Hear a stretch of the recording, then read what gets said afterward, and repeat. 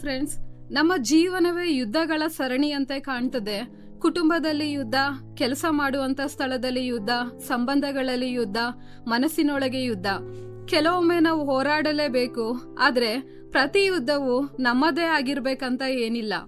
ನಾವು ಅನೇಕ ಬಾರಿ ಹೋರಾಡ್ತೇವೆ ನಮ್ಮ ಪ್ರತಿಷ್ಠೆಗೋಸ್ಕರ, ನಮ್ಮ ಅಹಂಕಾರಕ್ಕೋಸ್ಕರ, ನಾನ್ ಸರಿ ಅಂತ ಹೇಳಿ ತೋರಿಸೋದಕ್ಕೋಸ್ಕರ. ಆದ್ರೆ ಇಂದು ನಾವು ಕಲಿಯಬೇಕಾದಂತ ಸತ್ಯ ಏನಂದ್ರೆ, ಕೆಲವು ಯುದ್ಧಗಳನ್ನ ದೇವರು ನಮ್ಮ ಪರವಾಗಿ ಹೋರಾಡೋದಕ್ಕೆ ಬಿಡಬೇಕು.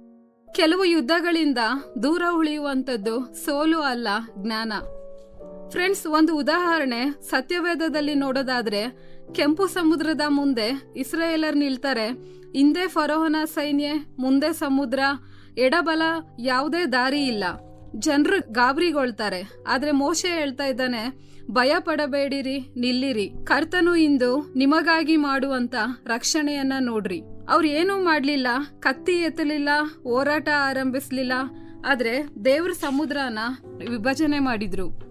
ಫ್ರೆಂಡ್ಸ್, ಎಲ್ಲ ಯುದ್ಧಗಳು ಆತ್ಮೀಯವಾಗಿರ್ಬೇಕಂತ ಏನಿಲ್ಲ. ಕೆಲವು ಯುದ್ಧಗಳು ಮನಸ್ಸಿನಿಂದ ಉಂಟಾಗ್ತವೆ, ಕೆಲವು ಸಂಬಂಧಗಳಿಂದ, ಕೆಲವು ಅಹಂಕಾರಗಳಿಂದ. ಮೊದಲನೇದಾಗಿ ಪ್ರತಿಕ್ರಿಯೆ ನೀಡಬೇಕಿಲ್ಲದ ಯುದ್ಧಗಳು. ಯಾರೋ ನಿನ್ನನ್ನ ತಪ್ಪಾಗಿ ಅರ್ಥ ಮಾಡ್ಕೊಳ್ತಾರೆ, ಯಾರೋ ನಿನ್ ಬಗ್ಗೆ ಮಾತಾಡ್ತಾರೆ, ನಿನ್ನನ್ನ ಕೆಣಕ್ತಾರೆ. ಪ್ರತಿ ಮಾತಿಗೂ ಉತ್ತರ ಕೊಡ್ಬೇಕಂದ್ರೆ ನಿನ್ನ ಶಾಂತಿ ಹೋಗ್ತದೆ. ಬುದ್ಧಿವಂತಿಕೆಯಿಂದ ಅಂದ್ರೆ ಎಲ್ಲಾ ಮಾತುಗಳಿಗೆ ಪ್ರತಿಕ್ರಿಯೆ ಕೊಡದೆ ನಿನ್ನ ಮೌಲ್ಯವನ್ನ ಉಳಿಸ್ಕೊಳ್ಬೇಕು. ಎರಡನೇದಾಗಿ, ಗೆಲ್ಲಲು ಸಾಧ್ಯವಾದರೂ ಕಳೆದುಕೊಳ್ಳುವ ಯುದ್ಧ.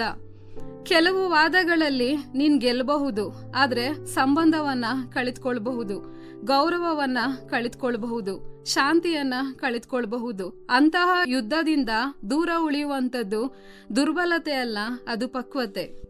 ಫ್ರೆಂಡ್ಸ್, ಒಂದಿನ 2 ರೈಲುಗಳು ಒಂದೇ ಹಳಿಯಲ್ಲಿ ಎದುರು ಬದ್ರು ಬರ್ತಾ ಇದ್ವು. 2 ರೈಲು ಚಾಲಕರು ತಮ್ಮ ವೇಗವನ್ನ ಹೆಚ್ಚಿಸಿದ್ರು. ಒಬ್ಬ ಚಾಲಕ ಅಹಂಕಾರದಿಂದ ಹೇಳ್ದ, ನಾನ್ ಹಿಂದೆ ಸರಿಯಲ್ಲ. ಇನ್ನೊಬ್ಬ ಚಾಲಕ ಯೋಚಿಸ್ದ, ನಾನು ಸರಿಯೇ, ಆದರೆ ಜೀವ ಮುಖ್ಯ. ಅವನು ರೈಲನ್ನ ಬೇರೆ ಹಳಿಗೆ ತಿರುಗಿಸಿದ. ಅವನು ಯುದ್ಧವನ್ನ ತಪ್ಪಿಸ್ದ, ಜೀವಗಳನ್ನ ಉಳಿಸ್ದ. ಫ್ರೆಂಡ್ಸ್, ಎಲ್ಲ ಬಾರಿ ನಿಂತು ಹೋರಾಡುವಂಥದ್ದು ಶೌರ್ಯ ಅಲ್ಲ, ಕೆಲವು ಬಾರಿ ಹಿಂದೆ ಸರಿಯುವಂಥದ್ದೇ ಜ್ಞಾನ. ಕೊನೆಯದಾಗಿ, ಎಲ್ಲ ಯುದ್ಧಗಳಲ್ಲಿ ದೇವ್ರು ನಮ್ಮನ್ನ ಹೋರಾಟ ಮಾಡೋದಿಕ್ಕೆ ಕರೆಯೋದಿಲ್ಲ. ಕೆಲವೊಂದ್ರಲ್ಲಿ ದೇವ್ರು ಹೇಳ್ತಾನೆ, ನಿಲ್ಲು, ನೋಡು, ನಾನು ಹೋರಾಡ್ತೇನೆ. ನೀನ್ ಹೋರಾಡದೆ ಬಿಡುವಂತ ಯುದ್ಧವೇ ನಿನ್ನ ಜೀವನದ ದೊಡ್ಡ ಗೆಲುವಾಗಬಹುದು. ಹಾಗಾಗಿ ಫ್ರೆಂಡ್ಸ್, ನೆನ್ಪಲ್ಲಿ ಇಟ್ಕೊಳ್ಳಿ, ನೀವು ನಿಮ್ಮ ಶಾಂತಿಯನ್ನ ಕಾಪಾಡಿಕೊಂಡ್ರೆ ದೇವರು ನಿಮ್ಮ ಯುದ್ಧಗಳನ್ನ ನೋಡ್ಕೊಳ್ತಾನೆ. ಈ ಕಾರ್ಯಕ್ರಮದ ಬಗ್ಗೆ ನಿಮ್ಮ ಅಭಿಪ್ರಾಯ, ಸಲಹೆಗಳು ಹಾಗೂ ಯಾವುದೇ ಪ್ರಾರ್ಥನಾ ಮನವಿಗಳಿದ್ದಲ್ಲಿ ನಮ್ಮ ದೂರವಾಣಿ ಸಂಖ್ಯೆಗೆ ನೀವು ಕರೆ ಮಾಡಬಹುದು. ನಮ್ಮ ದೂರವಾಣಿ ಸಂಖ್ಯೆ 9920-260-6453.